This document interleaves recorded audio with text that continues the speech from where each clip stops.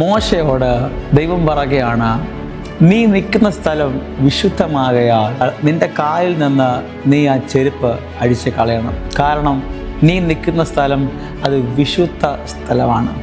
ഞാൻ നിങ്ങളെ നോക്കി ആത്മാവിൽ പറയട്ടെ, മോശയ്ക്ക് കഴിഞ്ഞ കാലഘട്ടം പറയാനുള്ള ഒരു ചെരുപ്പാണത്. ആ നടന്നു വന്ന വഴികൾ, കയറിയ പർവ്വതങ്ങൾ, താഴ്വരകൾ, അതിനെക്കുറിച്ച് പറയാനാക്കുന്ന താൻ നേരിട്ട അനുഭവങ്ങൾ, വിഷമങ്ങൾ, അതിൽ കൂടെയൊക്കെ സഞ്ചരിച്ചപ്പോൾ തൻ്റെ കൂടെ ഉണ്ടായിരുന്ന ഒരു ചെരുപ്പാണത്.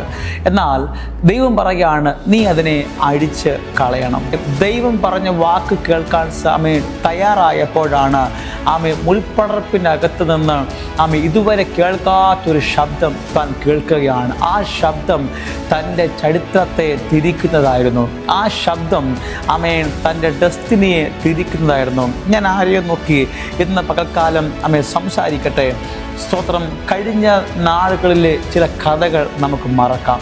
കഴിഞ്ഞ നാളുകളിൽ സംഭവിച്ച ചില മുറിവുകൾ നമുക്ക് മറക്കാം. കഴിഞ്ഞ നാളുകളിൽ നീ ഫേസ് ചെയ്ത ആ വലിയ പ്രശ്നത്തിൻ്റെ കഥകൾ, അതിൻ്റെ ചില വാക്കുകൾ, മനസ്സിനകത്ത് സേവ് ചെയ്ത് വച്ചിരിക്കുന്ന ചില സ്റ്റേറ്റ്മെൻറ്റുകൾ, അതെല്ലാം ഇന്ന് പകൽ മറക്കാൻ നീ തയ്യാറാകുക. ഒരു യഥാസ്ഥാപനത്തിൻ്റെ അനുഭവത്തിലേക്ക്, കർത്താവേ അതൊന്നും എനിക്ക് വേണ്ട. ആ വാക്കുകളോ ആ മുറിവുകളോ എനിക്ക് നേരിട്ട ആ സംഭവത്തിൻ്റെ ഓർമ്മകളോ അതൊന്നും എനിക്ക് വേണ്ട. ഇന്ന് പകൽ ഞാനൊരു തീരുമാനമെടുക്കുകയാണ്, നിൻ്റെ ശബ്ദം മറ്റെന്തിനെക്കാട്ടിലും എനിക്ക് വലിയ ഇമ്പോർട്ടൻ്റ് ആണ്. നിൻ്റെ ശബ്ദം എനിക്ക് കേട്ടേ മതിയാകത്തുള്ളൂ. ആ കാലിൽ നിന്ന് ചെരുപ്പ് അഴിച്ചു മാറ്റാൻ പറഞ്ഞപ്പോൾ മോശ അത് ചെയ്തപ്പോഴാണ് ദൈവത്തിൻ്റെ ശബ്ദം മോശയുടെ കാതുകളിൽ താൻ കേട്ടത്.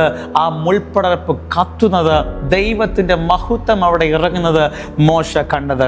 അങ്ങനെയാണെങ്കിൽ പ്രിയ സഹോദര സഹോദരി, ദേവദാസന്മാരെ, ദൈവത്തിൻ്റെ മക്കളെ, ഞാൻ പറയട്ടെ, ചില മുറിവുകളും നേരത്തെ പറഞ്ഞ പോലെയുള്ള ചില കാര്യങ്ങളൊക്കെ മറന്നിട്ട് ഒരു യഥാസ്ഥാപനത്തിലേക്ക്, അവനെക്കാട്ടിലും എല്ലാം അതൊന്നും വേണ്ട, അവനെക്കാട്ടിലും എല്ലാം ദൈവത്തിൻ്റെ ശബ്ദം എനിക്ക് കേൾക്കണം.